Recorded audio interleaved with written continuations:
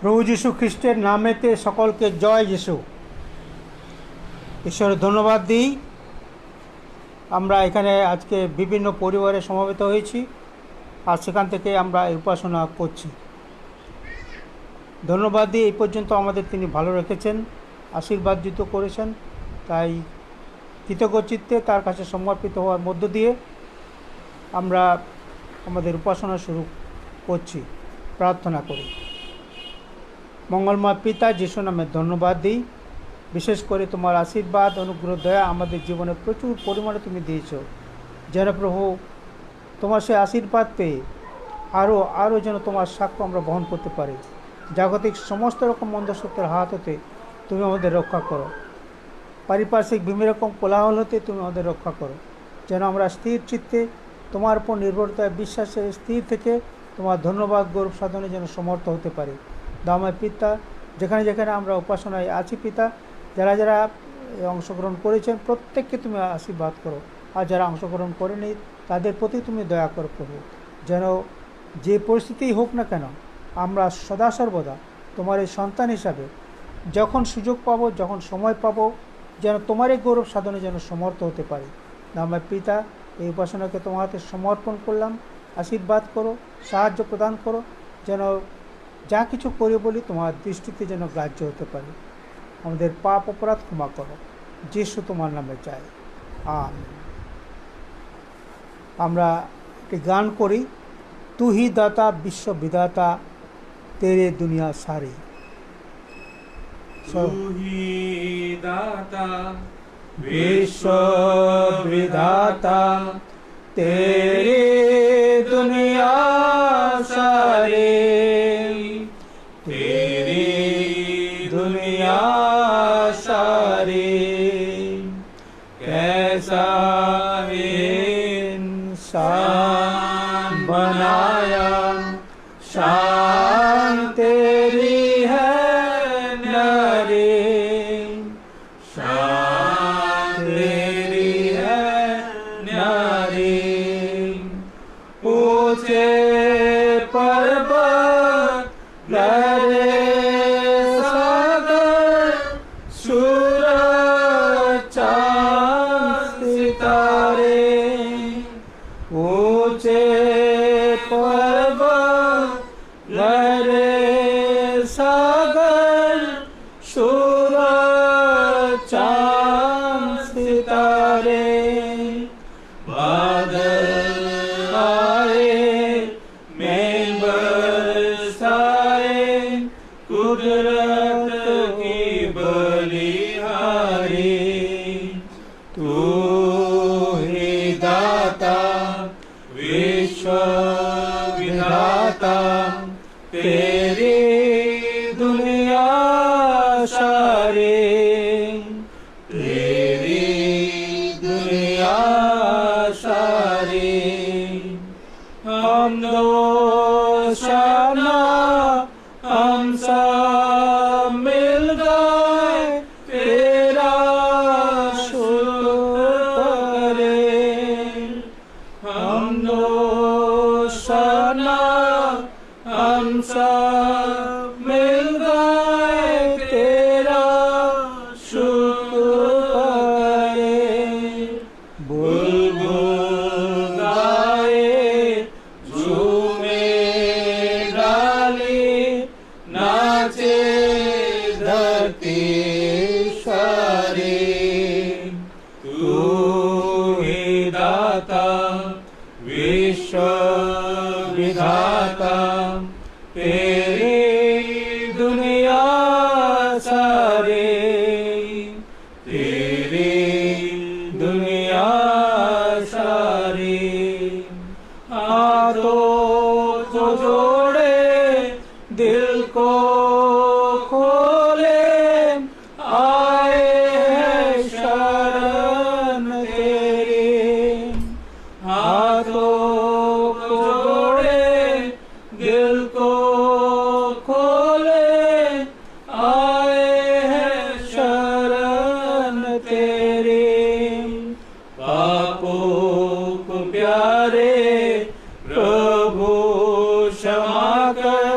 पुकारे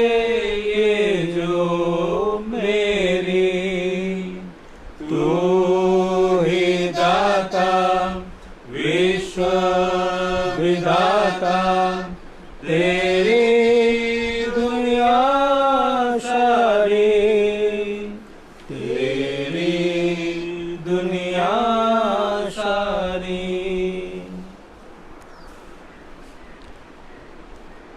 আজকে আমাদের নিরূপিত সুসমাচার পাঠ, যা নেওয়া হয়েছে সাধু মতি লিখিত সুসমাচার, তার 5 অধ্যায় 17 থেকে 26 পদ পর্যন্ত। প্রিয় যিশু, তোমার গৌরব হোক। Saint Matthew chapter 5 beginning verses 17। স্বর্গরাজ্যের ব্যবস্থার উৎকর্ষ এই বিষয়ে এখানে প্রভু শিক্ষা দিচ্ছেন। মনে করিও না যে আমি ব্যবস্থাকে ভাববাদী গ্রন্থ লোপ করতে আসিয়াছি। আমি লোপ করতে আসি নাই, কিন্তু পূর্ণ করতে আসিয়াছি। কেন আমি তোমাদেরকে সত্য কহিতেছি, যে পর্যন্ত আকাশ ও পৃথিবী লুপ্ত না হইবে, সেই পর্যন্ত এক মাত্রা কি এক বিন্দু লুপ্ত হইবে না, সমস্তই সফল হইবে। অতএব যে কেহ এই সকল ক্ষুদ্রতম আজ্ঞার মধ্যে কোনো একটি আজ্ঞা লঙ্ঘন করে ও লোকদিগকে সেইরূপ শিক্ষা দেয়, তাকে স্বর্গরাজ্যে অতি ক্ষুদ্র বলা যাইবে। কিন্তু যে কেহ সেই সকল পালন করে ও শিক্ষা দেয়, তাহাকে স্বর্গরাজ্যে মহান বলা যাইবে। কেন আমি তোমাদেরকে কহিতেছি, অধ্যাপক ও ফরিসীদের অপেক্ষা তোমাদের ধার্মিকতা যদি অধিক না হয়, তবে তোমরা কোনো মতে স্বর্গরাজ্যে প্রবেশ করতে পাইবে না। তোমরা শুনিয়াছ, পূর্বকালীয় লোকদের নিকটে উক্ত হইয়াছিল, তুমি নরহত্যা করিও না, আর যে নরহত্যা করে সে বিচারের দায়ে পড়িবে। কিন্তু আমি তোমাদেরকে কহিতেছি, যে কেহ আপন ভ্রাতার প্রতি ক্রোধ করে সে বিচারের দায়ে পড়িবে। আর যে কেহ আপন ভ্রাতাকে বলে রে নির্বোধ, সে মহাসভার দায়ে পড়িবে। আর যে কেহ বলে রে মূঢ়, সে অগ্নিময় নরকের দায়ে পড়িবে। অতএব তুমি যখন যজ্ঞবেদী নিকটে আপন নৈবেদ্য উৎসর্গ করিতেছ, তখন সেই স্থানে যদি মনে পড়ে যে তোমার বিরুদ্ধে তোমার ভ্রাতার কোনো কথা আছে, তবে সেই স্থানে বেদীর সম্মুখে তোমার নৈবেদ্য রাখো, আর চলিয়া যাও। প্রথমে তোমার ভ্রাতার সহিত সম্মিলিত হও, পরে আসিয়া তোমার নৈবেদ্য উৎসর্গ করিও। তুমি যখন বিপক্ষের সঙ্গে পথে থাকো, তখন তাহার সহিত শীঘ্র মিলন করিও, পাছে বিপক্ষ তোমাকে বিচারকর্তার হস্তে সমর্পণ করে ও বিচারকর্তা তোমাকে পেয়াদার হস্তে সমর্পণ করে, আর তুমি কারাগারে নিক্ষিপ্ত হও। আমি তোমাকে সত্য কহিতেছি, যাবৎ শেষ কড়িটা পর্যন্ত পরিশোধ না করিবে, তাবৎ তুমি কোনো মতে সেখান হইতে বাইরে আসতে পাইবে না।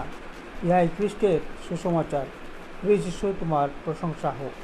আমেন। প্রিয় বন্ধুগণ, আমরা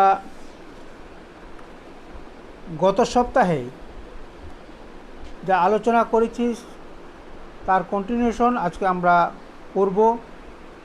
গত সানডেতে আমরা আলোচনা করেছিলাম যে প্রকৃত ধার্মিকতা কী, ধার্মিকের চরিত্রে কী থাকা প্রয়োজন। আমরা আলোচনা করেছিলাম ধন্য শব্দটির দ্বারা আমাদের অন্তরের এমন তৃপ্তি ও পূর্ণতার কথা আমরা শুনেছিলাম। আর এই তৃপ্তি এবং পূর্ণতা কখনো পরিবর্তিত হয় না। যারা প্রভুকে ভালোবাসে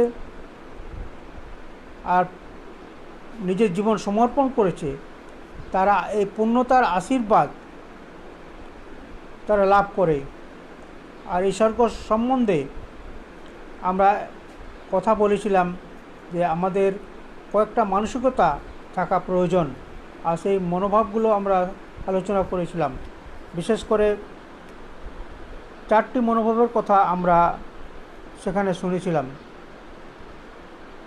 আমাদের যা জীবনে থাকা প্রয়োজন, সেই মনোভাবগুলো যদি থাকে, আমরা অবশ্যই স্বর্গরাজ্যের অধিকারী আমরা হতে পারি।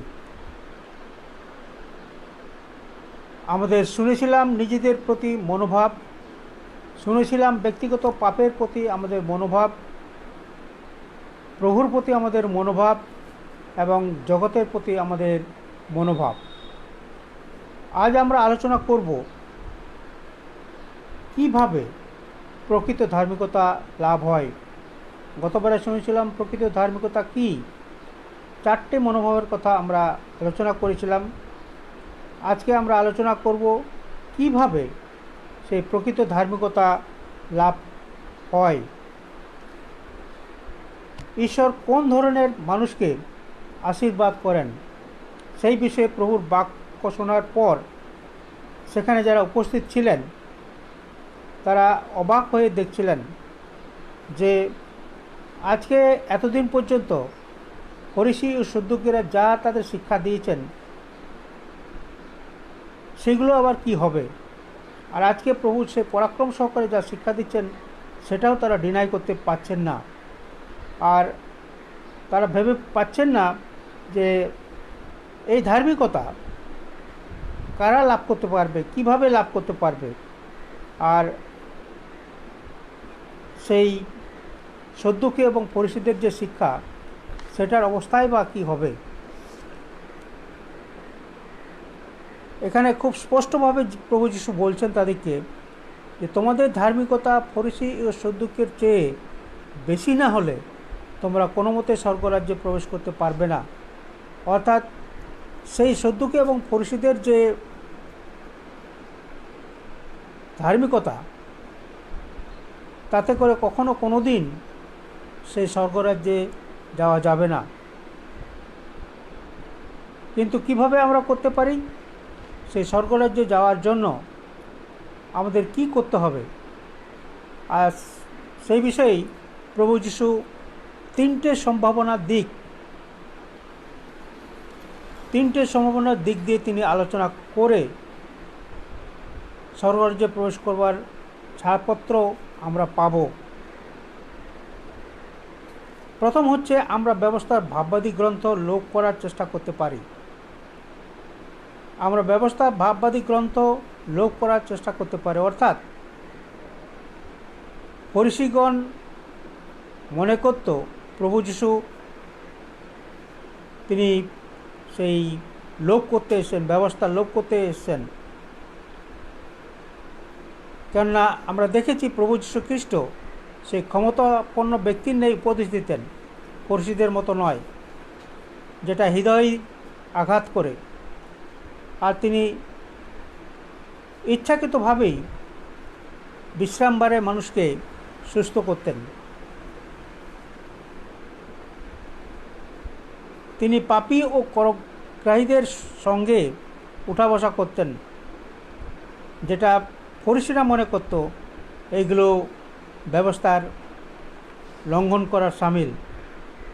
কিন্তু প্রভু যীশু দেখালেন তিনি ব্যবস্থাকে সম্মান করে তা পালন করে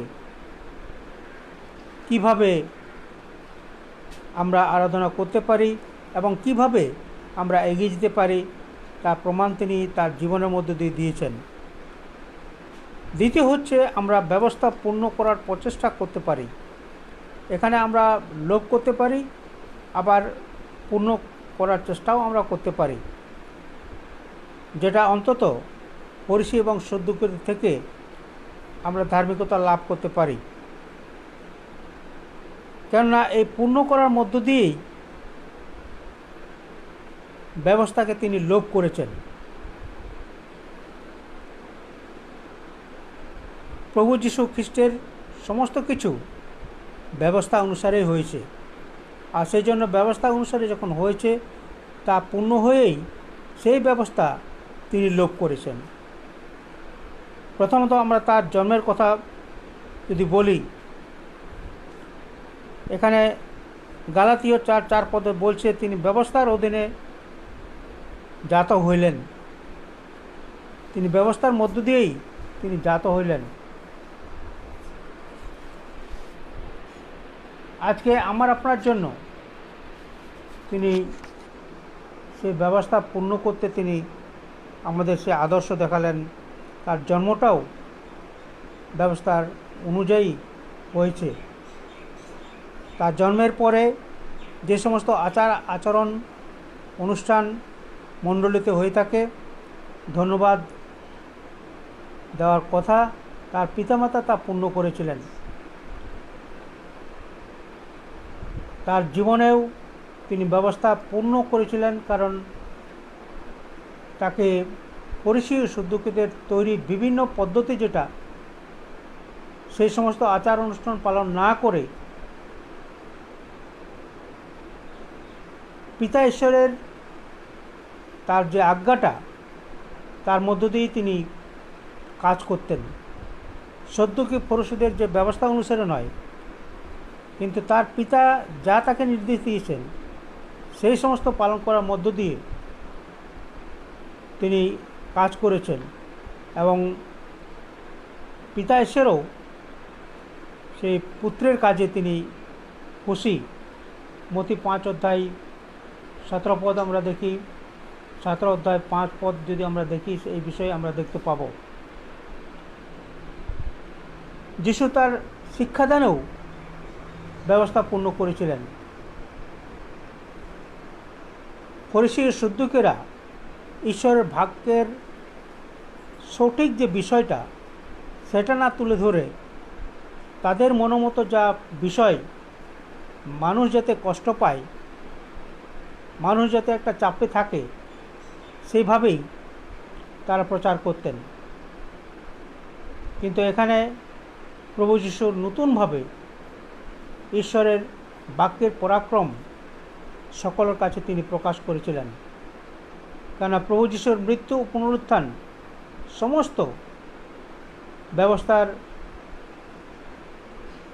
অনুযায়ী হয়েছিল এবং সেভাবেই সেই ব্যবস্থাটা তিনি পূর্ণ করেছিলেন। আর আমাদেরকেও তিনি সেই ব্যবস্থার মধ্য দিয়ে যাতে আমরা যাই, এবং অর্থাৎ ঈশ্বরের ব্যবস্থা যেটা আছে সেইভাবে যেন আমরা এগিয়ে যাই, সেই সাক্ষ্য এবং সেই বিষয় তিনি আমাদেরকে শিক্ষা দিয়েছেন। আর এখানে খুব পরিষ্কার, প্রভু যিশুর ব্যবস্থার লোপ করার জন্য যুদ্ধ করেননি, তিনি তা পূর্ণ করার জন্যই সেই ব্যবস্থাকে তিনি লোপ করেছিলেন।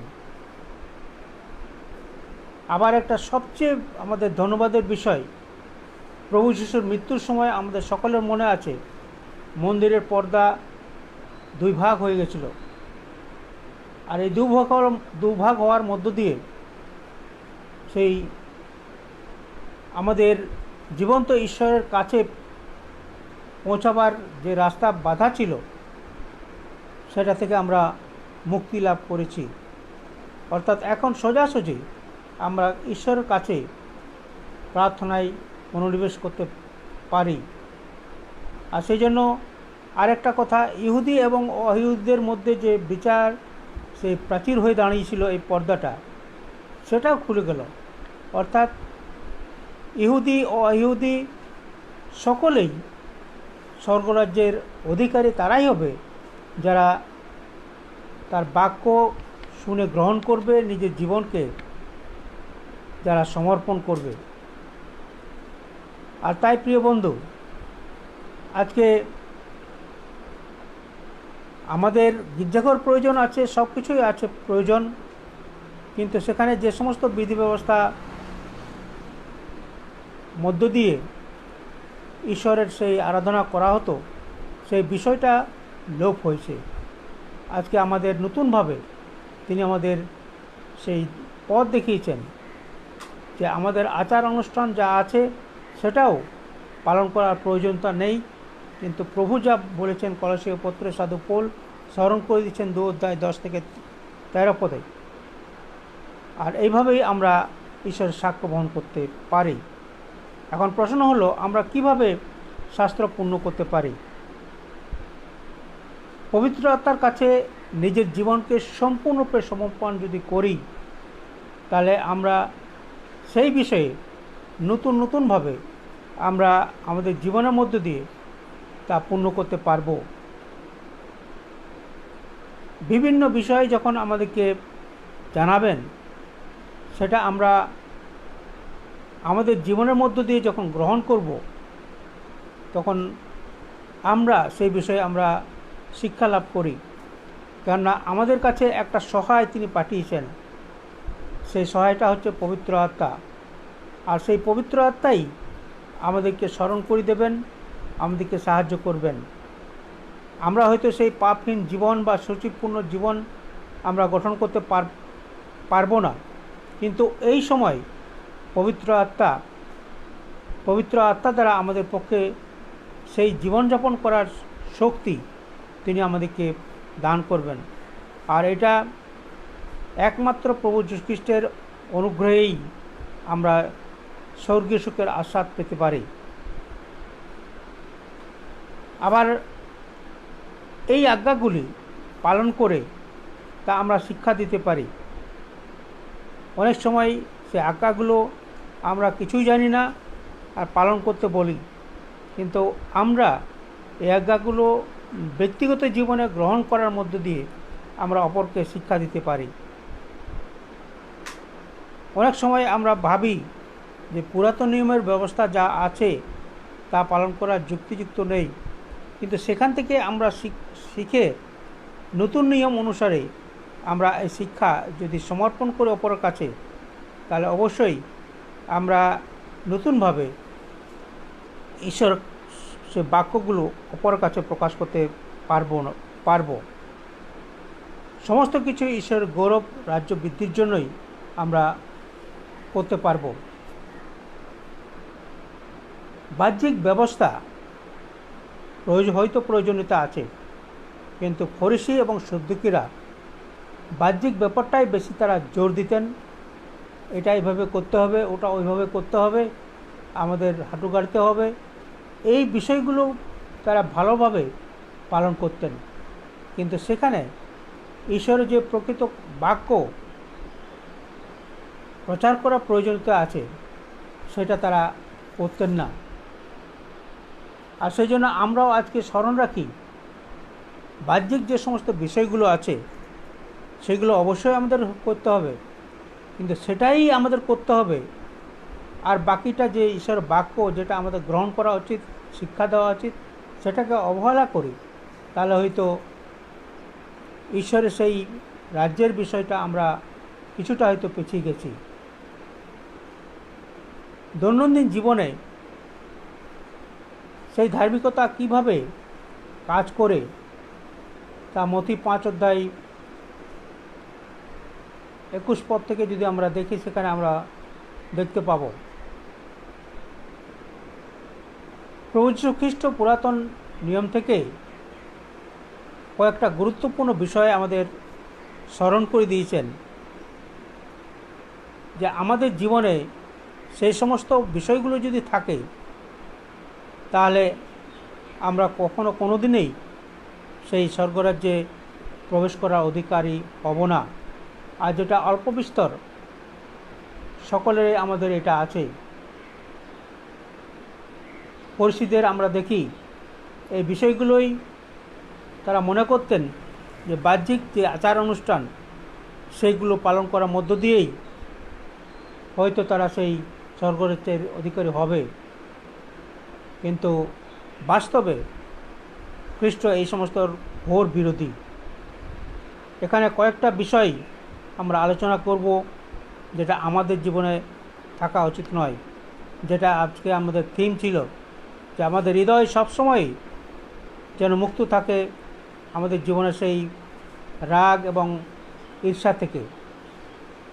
আর সেই জন্য যদি আমাদের জীবনে এই সমস্ত বিষয়গুলো থাকে তাহলে আমরা স্বর্গরাজ্যের অধিকারী কখনো হতে পারবো না।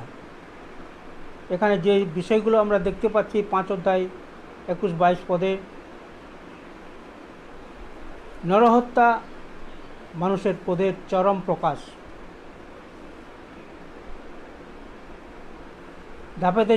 ধাপে ধাপে যদি দেখি, এই যে হত্যা, মানুষ নরহত্যা করতেও পিছু পা হচ্ছে না। কেননা প্রথমে সেই ক্রোধ, এই ক্রোধ থেকেই আসছে সেই বহিঃপ্রকাশ হচ্ছে নরহত্যা। এখানে প্রভু যীশু সেই ক্রোধটা, মানুষের যে ক্রোধ, সেটাকে অপবিত্র বলছে। আবার পাপের দিকে, যা আমাদেরকে পাপের দিকে ঠেলে দেয়, কিছু কিছু ক্রোধ আমাদের প্রয়োজনীয়তা আছে, যা সেই রাগ এবং হিংসাকে দূর করার জন্য। কিন্তু কিছু বিষয় আছে যে ক্রোধ, মানসিক যে ক্রোধ, সেটা অপরকে হত্যা করার মতন অবস্থা থাকে। আর সেই জন্য এই সমস্ত দিক দিয়ে আমরা যেন মুক্ত হতে পারি। ক্রোধ সত্যিই আমাদের জীবনকে ভুল পথে পরিচালনা করে, মানুষকে ধ্বংস করে। আর এই ক্রোধটা আমাদের জীবনে সেই ঈশ্বরের কাছ থেকে দূরে সরে নিয়ে যায়। দ্বিতীয় বিষয় যেটা আমরা শাস্ত্রে পাচ্ছি, সেটা হচ্ছে ব্যভিচার। আজকে অনেক বিষয় এগুলো আমরা দেখি। ব্যভিচার মানুষের জীবনে ওতপ্রোতভাবে জড়িত। চিন্তার মধ্যে, কাজের মধ্য দিয়ে তার প্রকাশ আমরা দেখতে পাই। কিন্তু এই বিষয়গুলো আমরা যদি দেখি, রোমিও 6 অধ্যায় 13 পদ, 12 অধ্যায় 13-14 পদ, সেখানে ব্যভিচার কীভাবে আমরা করছি সেই বিষয়ে আমরা দেখতে পাব।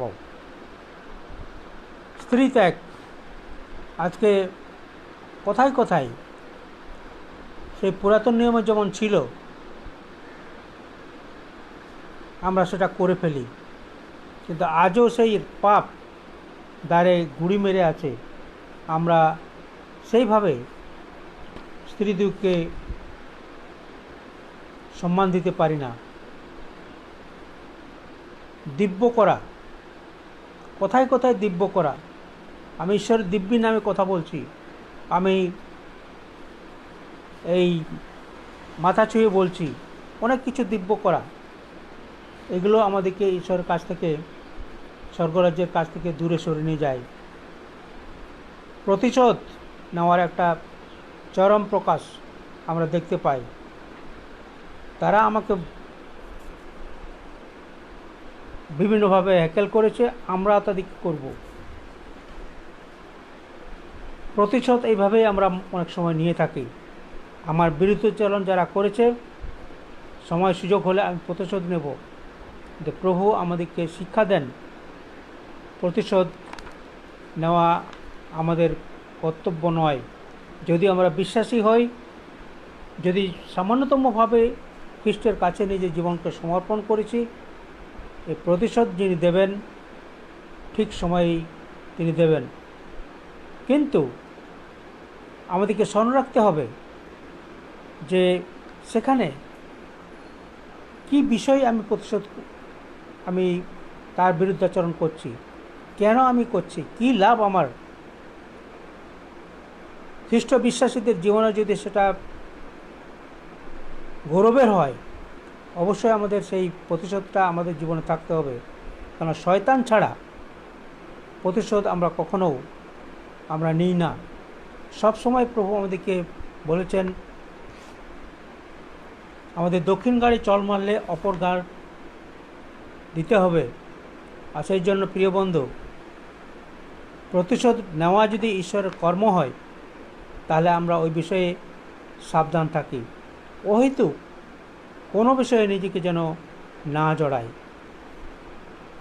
আবার একটা কথা তিনি বলেছেন, শত্রুকে প্রেম করা। এই শত্রুকে প্রেম করা খুব কঠিন একটা বিষয়, কিন্তু প্রভু সেই কালভারি ক্রুশেতে নিজের জীবন দিয়ে তিনি দেখিয়ে দিয়েছিলেন যে শত্রুকে প্রেম যদি করি, আমরা তার জীবন আমরা রক্ষা করতে পারব। আর সেইভাবেই সেই দস্যু নতুন জীবন পেয়েছিলেন। আজকে আমাদের কাছেও সেই আদর্শ। আর প্রভুর কাছে প্রার্থনা করব, যারা যেভাবেই আমাকে আপনাকে বিরুদ্ধে কথা বলব না কেন, প্রভুতে যেন আমরা এক থাকতে পারি, এইটাই তিনি চান। এবং এইভাবে যখন আমরা জীবনযাপন করব, ঈশ্বর গৌরবান্বিত হবেন। কেননা রোমিও পত্রে আমরা দেখতে পাই, এখানে লেখা আছে 5 অধ্যায় 10 পদ, কারণ যখন আমরা তার শত্রু ছিলাম তখনও তিনি আমাদের জন্য নিজের প্রাণ তিনি সমর্পণ করেছিলেন। তাই প্রিয় বন্ধু, আজকে আমাদের জীবনে কিভাবে সেই প্রকৃত ধার্মিকতা আমরা লাভ করতে পারবো, কিছু কিছু বিষয় আমাদের জীবনে যেটা প্রকাশ পায়, মানসিকতা যেটা আমার গড়ে ওঠে, সেই সমস্ত থেকে আমরা যেন দূরে থাকতে পারি এবং আমার আপনার বিরুদ্ধে যাই কিছু হোক সকলকে নিয়েই, সকলকে ভালোবেসে ঈশ্বরের সেই প্রেমেতে আবদ্ধ হয়ে আমরা যেন কাজ করতে পারি। ঈশ্বরের মহানামে ধন্যবাদ দিই। আজকে আরেকটা বিশেষ দিন, সারা পৃথিবীতে আজকে ফাদার্স ডে হিসাবে পালন করা হচ্ছে। আর সেই জন্য বিগত দিনে বিভিন্ন জায়গায় ইসরায়েল জাতি পিতা ঈশ্বরকে তারা পিতা বলে ডেকেছে। যিশায়া 64:8 অধ্যায় 8 পদে দেখি, 64:8 পদে দেখি, কিন্তু এখন হে সদাপ্রভু, তুমি আমাদের পিতা, আমরা মৃত্তিকা, আর তুমি আমাদের কুম্ভকার, আমরা সকলে তোমার হস্তকৃত বস্তু। আমাদের পিতা, ইসরায়েলের পিতা, অব্রাহামের পিতা, ইসাহাকের পিতা, যাকবের পিতা, সেই সদাপ্রভু, একই সদাপ্রভু আজকে আমরা আরাধনা করছি। আর সেই জন্য এই ফাদার্স ডের সঙ্গে সঙ্গে আমাদের যিনি সেই সুপ্রিম ফাদার, তার কথা আমাদের জীবনে অবশ্যই মনে রাখতে হবে, কেননা তিনি প্রত্যেক মানুষকে নতুনভাবে জীবন দিতে চান। আর সেই জন্য আজকে এই 64:8 পদে তিনি সৃষ্টিকর্তা আর আমরা সকলে তার হস্তকৃত বস্তু, আমরা মৃত্তিকা। তিনি যেভাবে আমাকে আপনাকে গঠন করেছেন আমরা সেইভাবেই আমরা যেন সন্তুষ্ট থাকতে পারি। এবং আজকে আমরা রোমীয় 8 অধ্যায় 15 পদ অনুসারে আমাদের ভিতরে যে আত্মা আছে সে আত্মার সাহায্যে আমরা আজকে পিতা বলে ডাকছি। আর সেই জন্য প্রতি বছরেই 3rd সানডে অফ জুন এই ফাদার্স ডে হিসাবে পালন করা হয়। আমরাও সেই বিষয়ে আগামী দিনে আমরা প্রস্তুতি নেব যেন আমরাও সে ফাদার্স ডেটা যে গুরুত্বটা সেইভাবে যেন আমরা পালন করতে পারি।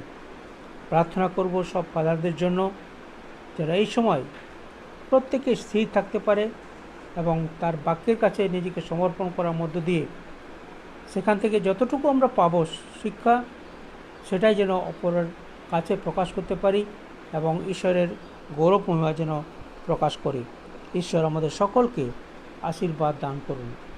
আমেন। আসুন আমরা প্রার্থনা করি।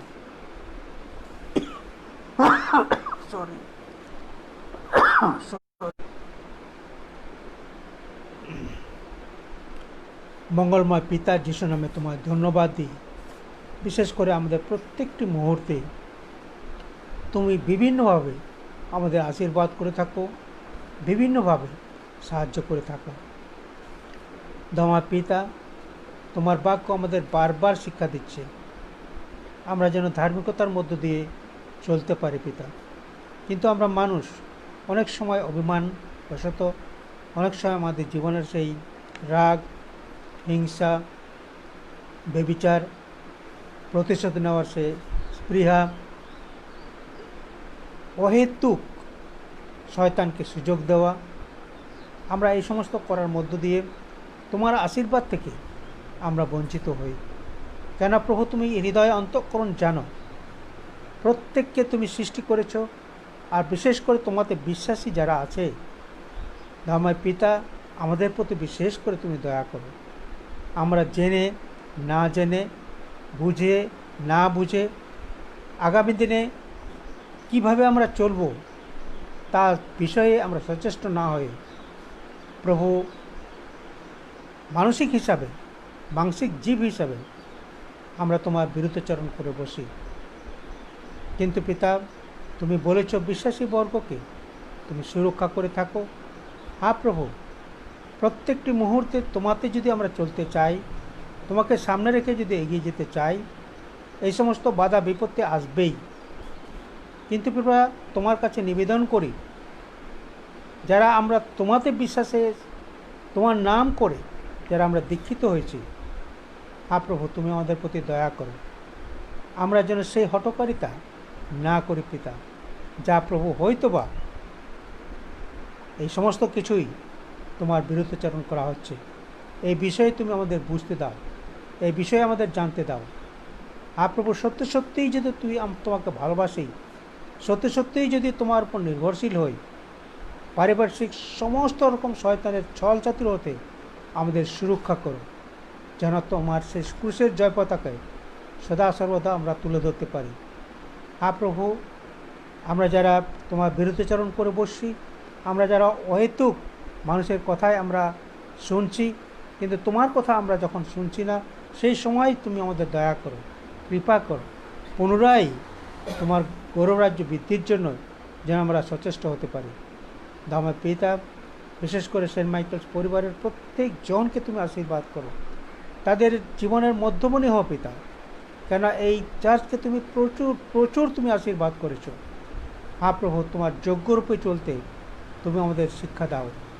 মানুষ মাত্রই আমরা ভুল করি, কিন্তু সেই ভুল যেন আমরা সংশোধিত করতে পারি, আর সেই ভুল যেন আমরা তোমার গৌররাজ্য বৃদ্ধির জন্য নিজের জীবনকে সমর্পণ করার মধ্য দিয়ে যেন এগিয়ে নিয়ে যেতে পারি। যা কিছু প্রয়োজনীয়তা আছে তা তুমি প্রদান করো। হ্যাঁ প্রভু, যারা যারা অসুস্থ আছে তাদের জন্য বিশেষ করে প্রার্থনা করি, তুমি তাদের পাশে থেকো, সুস্থতার মধ্য দিয়ে তোমার ধন্যবাদ গৌরব করতে সাহায্য দান করো। দামার পিতা, প্রার্থনা করি আজকে ফাদার্স ডের, সারা পৃথিবীতে আজকের বিশেষ দিন প্রভু ফাদারদের জন্য। হ্যাঁ প্রভু, সেই চার্চের ফাদার, জাগতিক পিতা, প্রত্যেকেই তোমার কাছে, প্রত্যেককে তোমার কাছে সমর্পণ করি, আশীর্বাদ যুক্ত করো পিতা। দামের পিতা, অনেক সময় আমরা মিসইউজ করি, সদ্যকি ফরসিদের মতন আমাদের সেই বিভিন্ন রকম দায়িত্ব দেওয়া আছে, কিন্তু সেই দায়িত্বের অপব্যবহার আমরা অনেক সময় করে বসি। তাই আমরা যেন সাবধান হই, প্রত্যেক ফাদারকে সেই বিষয়ে তুমি বুঝতে দাও, সেই বিষয়ে তুমি জানতে দাও, এবং উপলব্ধি করার মধ্য দিয়ে যা কিছু আমরা করি বলি তোমার দৃষ্টিতে যেন গ্রাহ্য হতে পারে, তোমার গৌরব মহিমা যেন প্রকাশিত হতে পারে। তাই প্রত্যেক ফাদারকে তুমি আশীর্বাদ করো। সাথে সাথে আমরা জাগতিক পিতা হিসাবে আমরা আমাদের সন্তানদের, আমাদের পরিবারকে যেন সেইভাবে তুলে ধরতে পারি। আজকে দুঃখ লাগে পিতা, আমরা তোমার কাছে না আসে, তোমার বিষয় না জেনে, হ্যাঁ প্রভু, অপরের বিষয়টা বেশি করে আমরা দেখি, কিন্তু আমরা যে তোমার কাছে আমরা আসি না, আমরা যে তোমার বাক্যের থেকে অনেক দূরে, সেই সমস্ত বিষয়ে তুমি আমাদের বুঝতে তুমি সাহায্য দান করো। কেন প্রভু, তুমি আমাদের ভালোবাসো, আর সেই ভালোবাসার কারণেই আজও পর্যন্ত তুমি আমাদের যা অপরাধ পিতা তা তুমি ক্ষমা করে চলেছ। আমরা জানি না কতদিন এই ক্ষমাশীল জীবনের মধ্য দিয়ে আমাদের এগিয়ে যেতে হবে, কিন্তু প্রভু, যখন সুযোগ পেয়েছি তোমার কাছে গেলে সেই পরিত্রাণ আছে, তোমার কাছে গিয়ে ক্ষমা আছে, তাই যেন আমরা করতে পারি প্রভু। কিন্তু আমাদের জাগতিক পিতা হিসেবে আমার সন্তান সন্ততি অন্যজন যেন বঞ্চিত না হয় তোমার প্রেম থেকে। হ্যাঁ প্রভু, আমরা যারা জাগতিক পিতা আছি বিভিন্ন জায়গায়, পরিবার সুন্দর তুমি দিয়েছ, সেই পরিবারকে তোমার পরিবার হিসাবে হ্যাঁ প্রভু যেন আমরা এগিয়ে নিতে পারি। আর ব্যক্তিগত জীবনে যদি আমরা সেই বিষয়টা যদি অবহেলা করি, কিভাবে আমাদের সন্তানদের সেই বিষয়ে আমরা জানাবো পিতা, তুমি আমাদের ক্ষমা করো। এবং সেইভাবেই প্রভু তুমি ঘটনা ঘটাও পিতা, যেন আমরা দৃঢ়চিত্ত তোমার সেই সাক্ষীর জন্য প্রস্তুত হতে পারি। আমার পিতা, তুমি আমাদের প্রতি দয়া করো। বিশেষ করে পিতা প্রার্থনা করি, জীবন চলার পথে অনেক বাধা বিপত্তি আসতে পারে, কিন্তু প্রভু যারা শেষ পর্যন্ত স্থির থাকে তুমি তাদেরকে পুরস্কৃত করে থাকো। প্রভু, সেই সাধু পোলের মতন যেন আমরা বলতে পারি প্রভু, লক্ষ্যের অভিমুখে আমরা দৌড়াচ্ছি, যত কিছু বাধা বিপত্তি তুমি সামলাবে এবং সেইভাবেই আমাদেরকে এগিয়ে নিতে তুমি সাহায্য দান করবে। প্রভু, তুমি দয়া করো, কৃপা করো, সাহায্য দান করো, এবং নতুনভাবে তোমার সাক্ষর জন্য তুমি আমাদের প্রস্তুত করো। প্রার্থনা ধন্যবাদ সহকারে প্রিয়ততা যিশুর নামে যায়, আমেন। প্রভুর প্রার্থনা বলি, এ আমাদের সর্বস্ত পিতা, তোমার নাম পবিত্র বলে মান্য, তোমার রাজ্য আসুক, তোমার ইচ্ছা স্বর্গে যেমন পৃথিবীতে তুমি সিদ্ধ হোক। আমাদের দৈনিক আর আজ আমাদের দাও, আমাদের পড়া সকল ক্ষমা করো, আমাদের পড়া সকল আমরা যেন নিজের পথ দেখতে পাবো, আমাদের পরীক্ষায় নিয়ে না কিন্তু মনে তো রক্ষা করো, তোমার রাজ্য করা কমে না, যুগে যুগে তোমার আমেন। এখন আমাদের ত্রাণকর্তা প্রভু শ্রীখ্রিস্টের অনুগ্রহ, পিতা ঈশ্বরের প্রেম, পবিত্র আত্মার শান্তি, সান্ত্বনা, শক্তি, অনুপ্রেরণা আমাদের বিশ্বাসীদের সঙ্গে, আমাদের সেন্ট মাইকেলস পরিবারের সঙ্গে এবং সারা বিশ্বের প্রত্যেক মানুষ যারা তোমাকে ভালোবাসে তাদের সঙ্গে সঙ্গে আজ হতে নিরন্তর অবস্থান করে। আমেন। জয় ঈশ্বর। আগামী দিনে ডাইসের নির্দেশ অনুযায়ী অবশ্যই আমরা চার্চে আমরা করব উপাসনা, আর কিভাবে করব পরে আপনাদের ঠিক সময়ে আমাদের এই চ্যানেলে জানিয়ে দেওয়া হবে। ধন্যবাদ।